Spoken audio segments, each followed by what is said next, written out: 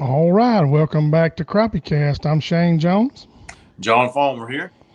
Today we are discussing making brush piles and where to place them. John does this a lot and does a very good job of it. I fished several brush piles that he is putting out, so we're going to go over this. A lot of people's unsure where to put them and what to do and not to do. So I'm going to let John go on over scenarios. What type of brush pile he's making, whether it be PVC or oak or or hickory trees or whatever, and we're just going to go into some little details about it. Nothing crazy, just share some information because it's cooling off and a lot of people like to put brush piles out that's getting ready for the spring and stuff. So John, discuss some people what your favorite thing to sink, for crappie and how you do it, and we'll just go from there. I like saying I mean, there's different ways I put mine out. I'll stand some stuff up. I'll bundle some stuff up. When I stand stuff up, I'm actually using flotation to do it, whether it be a crab trap, like a crab pot ball, like you see down in the bay, or 32-ounce water balls or Gatorade balls are better because they're thicker. You know what I'm saying? I think they'll last longer. And I'll just tie that. When I want to float something up, I'll tie it in with some parachute cord, or if I'm tying off that main line at the bottom to a cinder block or a weight, I use mule string. But you're asking what kind of material I like. We've talked about before. Black willow is tough to beat Yeah, because it grow it grow. You can top it and it'll grow back, and you top it again. I mean, you can get two cuttings off of it in 1 year off the same tree, and that's pretty handy. Um, Another thing is sweet gums are everywhere where we live. Like in my grandmother's cow pasture, they just volunteer sweet gums all over the place, and I'll go cut try to load of those, and might tie three of them together and go out and sink them. Um, the biggest thing is learning how to tie some knots that you can tie quickly and to stay together. There's no worse feeling in the world to spend all that time to go take a brush pile out there and you've tied floats in it and it doesn't stay together and one of the trees shoot up. I've seen yeah, that yeah, before. yeah. I've actually sank some brush piles and one little limb stick up, and I'll carry my pole saw with me. It's got oil on the bar, so I'll carry my pole saw and nip it out. Because they do tend to float, especially if they're new. And just different materials. I fish some black willow trees that John has sank, and man, those fish seem to like it. I don't know if it's because of the leaf. I don't know if you call them leaves or what on the willows. The strands of leaves. It. I don't know if the bait likes to hide in or what, but that's probably one of the best brush piles I've fished. Especially with you, seeing the number of fish that get on them. Yeah. Oh, another good thing is when you going to do this, if you cut that stuff the same day while it's green, it takes less weight to get it down. A lot, People don't realize everybody wants to like put out pallets with stuff sticking up. It takes about 4 blocks to sink one Oh pallet. man, I about drowned one time sinking a pallet. I had a pallet and I screwed some limbs to it, and man, it looked beautiful. When I stuck that thing in the water, it wanted to turn on its side. Me and Shane Welts fought that thing, and finally I got enough bags of concrete on to get it down, and I really haven't caught a lot of fish off of it. So you're just like, that was a lot of effort for no productivity as far as catching fish. And so if you're gonna sink, I guess it depends on how deep the water is, John. Say I give you 12 foot of water. Now, what kind of willow are you looking, or how long are you looking to cut it, and how would you rig that up? Well, if I was going to put in 12 foot of water, I'd probably stack some and sink them, and I probably wouldn't use black willow. I use that black willow when I go on a ledge, and I want that thing to stand up to about 6 feet from the surface or 7 feet from the surface. Gotcha. And when I'm stacking stuff, like when I say stack it, tying a bunch of crepe myrtle together, I'll take that and put it in that 12 foot of water, and you can make a big area.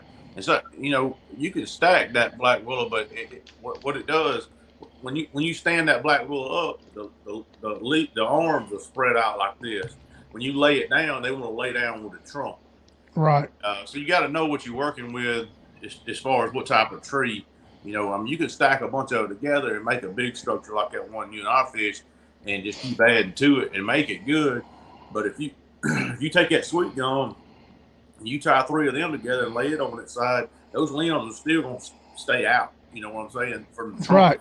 I see what you're saying. That willow compresses. I see what you're saying because Just like a cedar tree, when you cut a cedar tree down, and if you lay it on the ground, it's all going to come toward the trunk of the tree. right.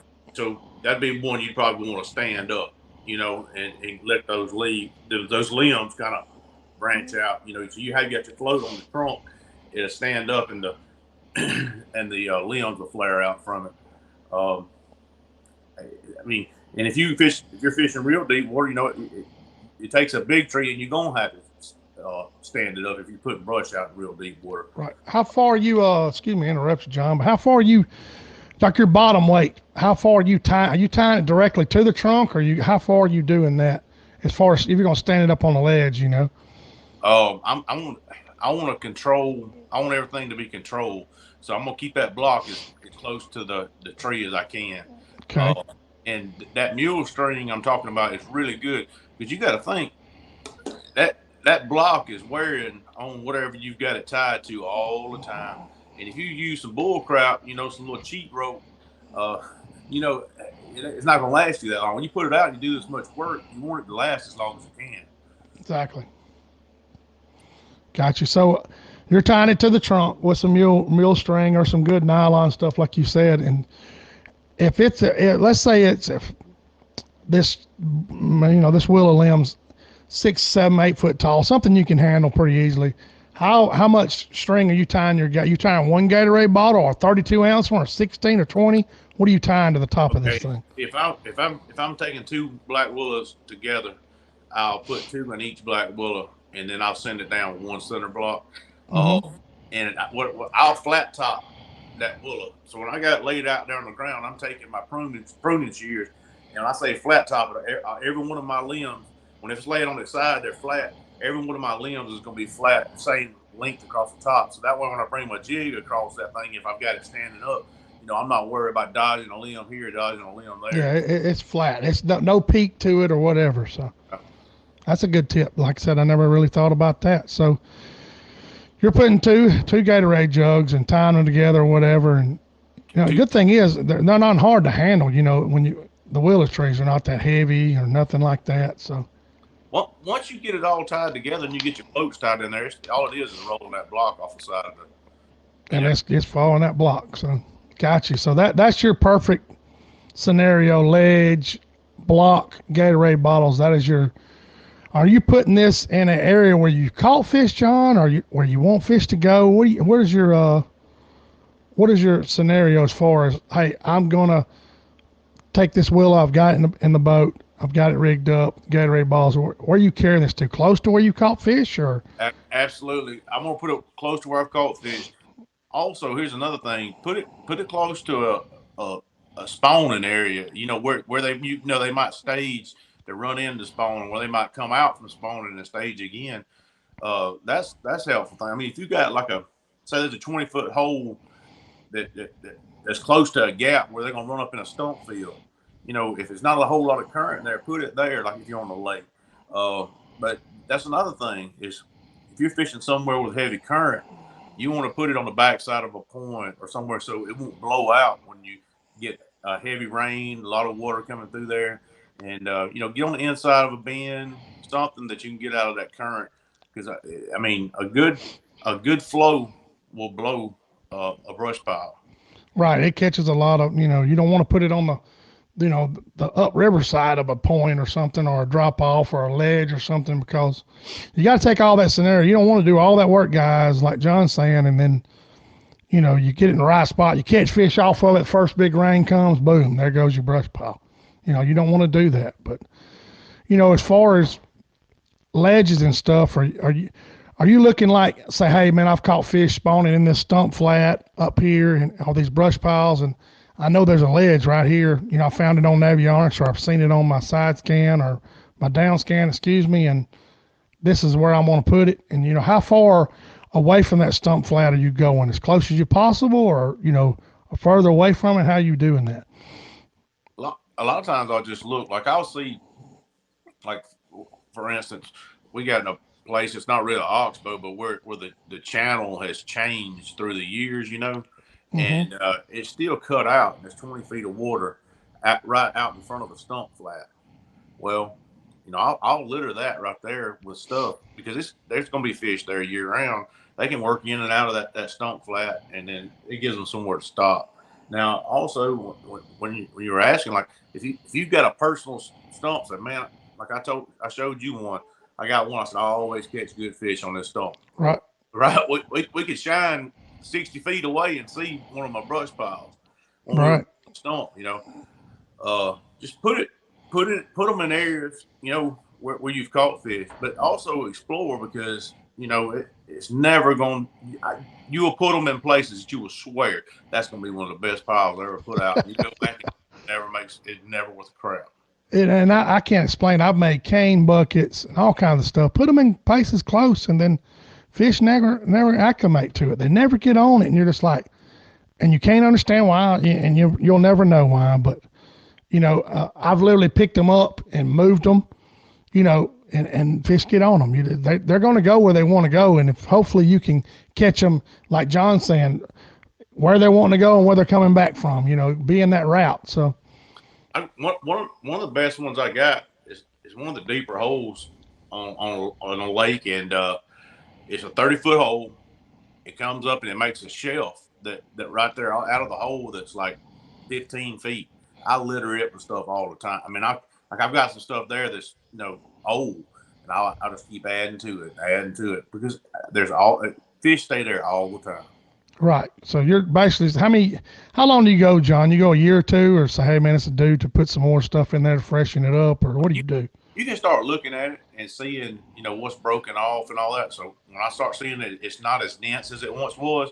I'll go ahead and put me two more things in there with it. You just keep building it and building it, and like I've got one which a lot of people have found it, and I mean it's a huge area where I put stuff over the years, and a lot of people found it, and I've kind of backed off from it because it's come more of a community hole than anything. So Right. they Right. if they want to keep beefing it up, they can. I'm Well, not doing no exactly. harm anymore.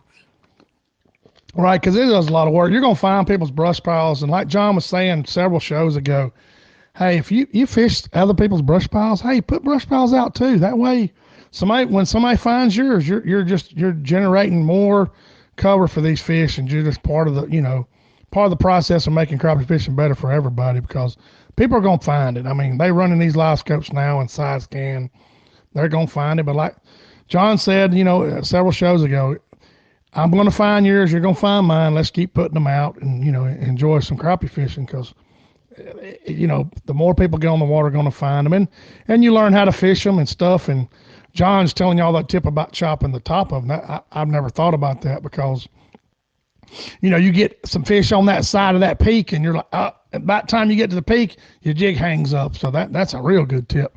You just flat Chopping top, that thing off like you would your hedges. yeah, just flat top them.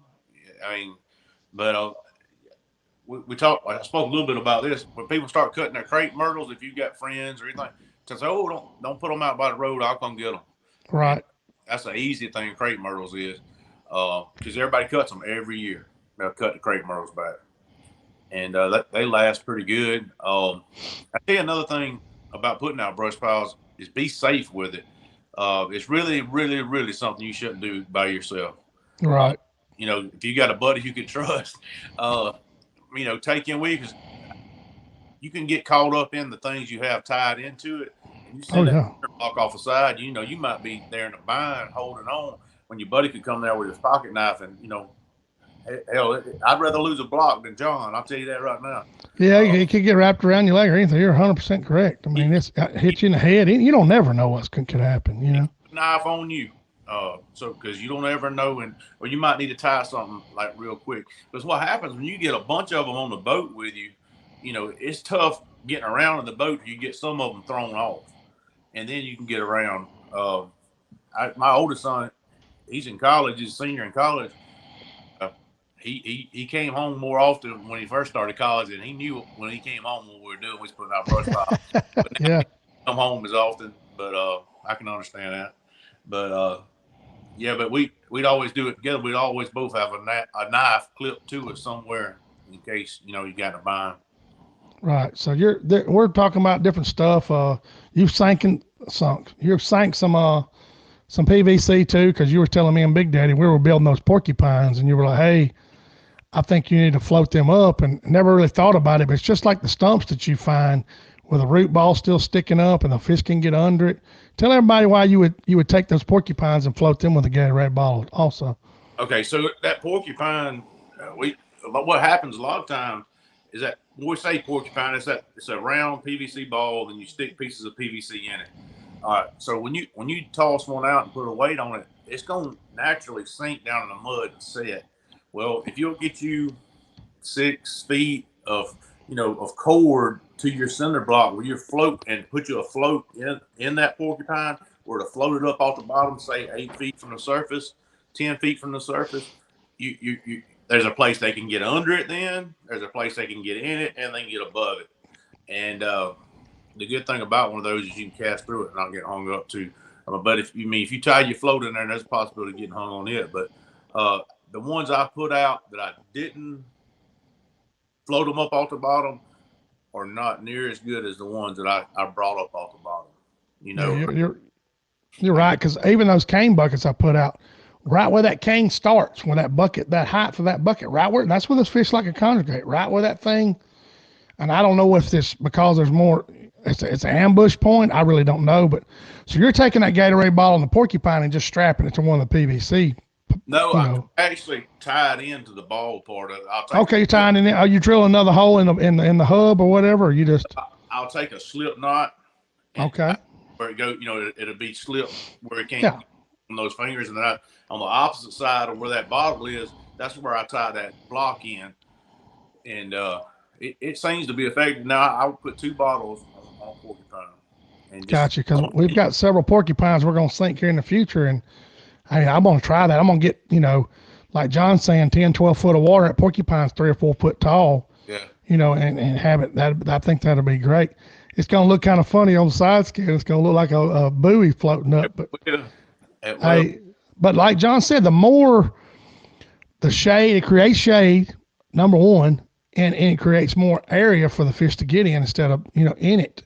So that, because you see these stumps, guys, that's washed out, and you can see the roots, and those fish just dig in those roots. And I'll tell you something people don't think about. You think about when you see a school of bait. Do you ever see them just totally sitting on the bottom? That school of bait's normally running through that water column, and it's when you float that thing about midway through the water column, it's a perfect place for those crappie to sit and ambush from. So, right. I never thought about that till you were telling Big Daddy and I. You were like, "Hey, y'all need to float them off the bottom," and I was like, "What's floating?" Oh, then I got to thinking, yeah, definitely need to do that, because those hubs are easy to fool with, guys. They're kind of expensive, but they'll last forever, and it takes a while to get. So, experiment in your area. Hey, put out black willows, pull out, like John was saying, sweet gums. Get these hubs, put them out, and see what the fish like. And you're going to find out. Eric Hagel's a prime candidate. Lake Martin doesn't have anything, and they've got brush piles everywhere, and he catches a ton of fish off of them. So yeah, it was mainly just rocks there, and he's got piles for days now. Another thing to look at is, like, when I'm picking a sweet gum or I'm picking a water oak or something like that to go put out, I'm looking at that tree. And I want I don't know, 4-inch base or something like that, 3-inch base, but I want it to be real bushy at the top. I don't want one that just comes up and it's just, narrow limbs running straight up. A lot of times that smaller tree that's out there by itself, that's not around a bunch of other wood and stuff, it'll come up and it'll bush out where it's not having to compete and come up for sunlight. So whenever you're looking, whenever I see something where somewhere I can cut some stuff, I'm remembering where it's at. I'm like, all right, I'm gonna come back and get you later, bud. Yeah, right. And Jessica makes fun of me. I'll go down. We'll be riding down the road, interstate or whatever. I said, boy, that's a fine brush pile tree right there. You're right. Like John said, man, the sweet gums are really a nuisance tree. The trash trees, great, brush. A lot of people don't want them, and they hack and squirt them and kill them, and Then the black willow, like John said, it grows like crepe myrtles. I mean, you cut a limb off, because I've trimmed some in tree stands and stuff around, and next thing you know, that thing's been shot right back out. They like the Alabama heat and the rain, so we, like I said, we went over all different kind of stuff. I've made some stake beds here lately. I've got that driver, and I haven't got to catch a lot of fish out of them yet, and they're really good. I think that's a real good shallow water thing to do, is drive those stake beds in. Don't you think, John? I'd love to get me a bunch of stakes and get in like some 12 foot of water, maybe where I can get them, 6 foot tall out of the mud. Oh yeah.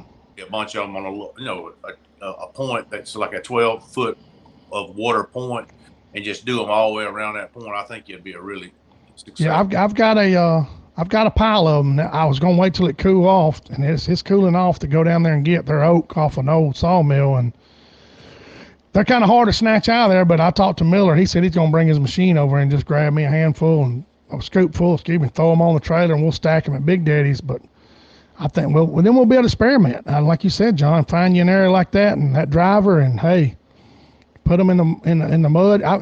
It's crazy. When I was driving those things, and I went up in a couple of creeks, and it's got a clay bottom. You're like, man, this is kind of, you wouldn't get 6, 8, 10 inches, and they're not going nowhere when you drive. And then you'd hit one that's mud, and it want to disappear, and it's just a different type of bottoms, on these places. But I think the stake beds, making your own little standing timber like that is interesting, because it doesn't take long. You got some help handing them to you. I made a video not too long ago of putting them in. So it seems like those stakes hold bigger fish, for that bamboo, they hold eaters. You know what I'm saying? Right. Yes. Bamboo out. Hey, that's fine. Let's go have a good time and catch some eating fish. But if you want to put something out to catch your bigger fish, those stakes just seem to me, they might not hold as many, but when you see that hen sitting down there in those stakes, you got. Oh yeah. I've caught a few off of the one we made and we put out, but it's cooling off now, and I'm gonna get ready to put some out, and we'll update everybody and let everybody know what they're doing. But like I said, we just wanted to share some tips and stuff, because a lot of people's getting into crappie fishing, and they fish natural stuff, and they like stuff rotten, especially on these river systems. And I wanted to get with John and just kind of share a little bit of general information. Hey, this is, of course you can message John and I, and we'll tell you anything. If you can send us a picture of where you're thinking about putting it, and we won't recognize it, as far as on the map, and and put your stuff out, man, and create your own stuff, create your own success, as far as catching fish, because that's what we're.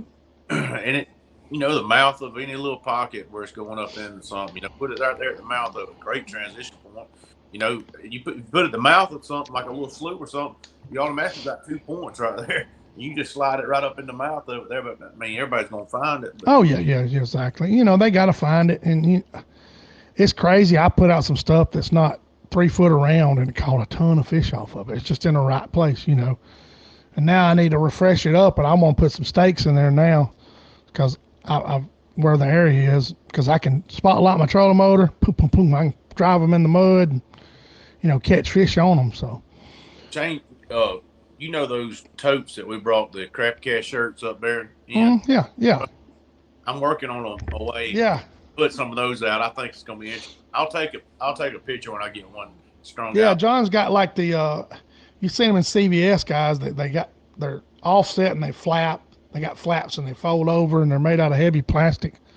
John was talking about making some standing timber stuff with it, so gonna be interesting, man. Just the only thing is, you get too creative, guys. You got to remember, you got to sink this thing. So yes. You don't want to be fooling with 200 or 300 pounds of concrete. And I sunk some bamboo that was probably big around as my forearm, and I had 50 pounds of concrete in that bucket, and they floated. Yeah. I was like, I had to literally go to the bank and get some riprap rocks and throw in it to get it down. I was like, man, it's crazy. I never would have thought that bamboo would have floated 50 pounds of concrete, but it did. You don't have to put any floats in bamboo. Go cut it and just go sink it. It'll stand up on its own, and once it seats in the mud, it's going to be upright. Right. Close it over. Right. Yeah, that's right. But John gave y'all several good tips, guys. The willows, when you lay them down, is going to collapse just like a cedar tree. And God forbid, if you put a cedar tree out, guys, gap that thing up. Cut some gaps in it, because you can't fish it. It's so solid. The minnows can get in it, but the crappie can't get in there and neck ambush point. Gap that thing up, cut some limbs out of it and gap it up. Cedars are fine, especially if you got abundance of them. But I mean, I know I've fished a lot of hickory trees, like John said, black widow hickory trees, sweet gums, great trees to sink. I mean, red oak.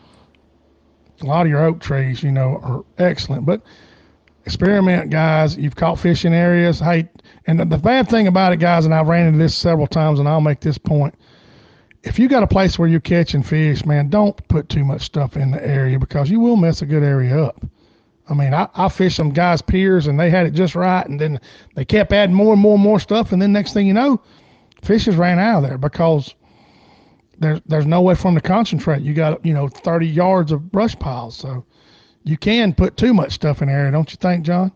Oh yeah. Yeah, I mean, you don't want to put it next to a stump that you've been catching fish on, And I'll tell you this though, if you have a brush pile like John was saying, or a stump, and you want it 50, 60 feet, those fish will run back and forth. If you put it in the right area, you'll pop a couple fish, and you'll follow them. That little school will run over there to the stump or the brush pile. So keep that in mind too, to spread them out or put 2 at a time or 3 at a time. Just, hey, experiment. And there's no book on a perfect brush pile or whatever. We're just giving you some tips that we do, and to help you catch more fish. And I will give you another tip of what I'll do sometimes. If I'm gonna put out like 6 in an area, I'll make my line north to south because we normally will have a north wind. That's the most frequent wind that we'll have. So I'll put them out running north to south. That way I can start and run all the way, whichever the wind's blowing, and run straight through them. You know what I'm saying? That way I'm not having to go around and zigzag and go around. But I might put them out like every 60 feet. I'll put one, and I can run that line. And I really used to do that a lot when I was, spider rigging. I'd have a bunch in a line so I can run through them. But you make your run and go through. That's a good tip because in the winter and the early spring, it is blowing out of the north, and you're fighting it, guys. So don't make it hard on yourself where you got to zigzag back and forth. Make your line, and if it's in the right area, those fish are going to get on it. I mean, no doubt about it. So we'll wrap this thing up, John. We've already been 30 minutes already, man. It don't take long, but we're just putting these little tips out, guys. Again, we're taking suggestions, guys, and I just told John, hey, man, let's make one on brush piles and get it out there because a lot of people's going to be sinking it here soon. So appreciate it, John. All right, have a good evening. Hey, CrappieKast Live will be on Thursday night. So coming up 7 p.m. Central, we're getting ready for that thing. So appreciate it, John. You have a good evening. Tell Jessica hello. I will. And we'll see y'all. I'm going to put this thing out here in a little while, and hope everybody enjoys it. And we'll see y'all Thursday night live.